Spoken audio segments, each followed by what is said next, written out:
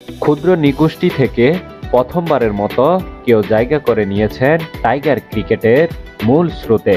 হবিগঞ্জের পেসার অনিক দে বর্মন খেলছেন বাংলাদেশ অনূর্ধ্ব-19 দলের হয়ে। পরিবারের অমতে ক্রিকেটে আসা অনেকেই এখন স্বপ্ন দেখাচ্ছেন ক্ষুদ্র নিগোষ্ঠী সম্প্রদায়কে। শুনিয়েছেন ক্রিকেটে আসার পথে তার প্রতিবন্ধকতার গল্প।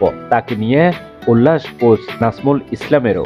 অনিক মূলত একজন পেসার, ব্যাটিংটাও পারেন বেশ। 6 ফুট 3 ইঞ্চি হওয়াতে তাকে দিয়েছে বাড়তি সুবিধা। অনূর্ধ্ব-19 দলের প্রাথমিক ক্যাম্পে থেকে দৃষ্টি রাখছেন সুদূর দিগন্তে। অনিক বলেন, আমাদের গ্রামে বেশিরভাগ মানুষই ফুটবল খেলে, ক্রিকেট খেলার মতো মাঠ নেই। ফুটবল মাঠে ক্রিকেট খেলেই আমি বড় হয়েছি। মাঠটা একদম ছোট। ফুটবলের মাঠে ক্রিকেট খেলেও বড় ক্রিকেটার হওয়ার স্বপ্ন দেখা অনেকের জন্য পথ এতটা সহজ ছিল না। পরিবার থেকে সমর্থন পাননি তিনি।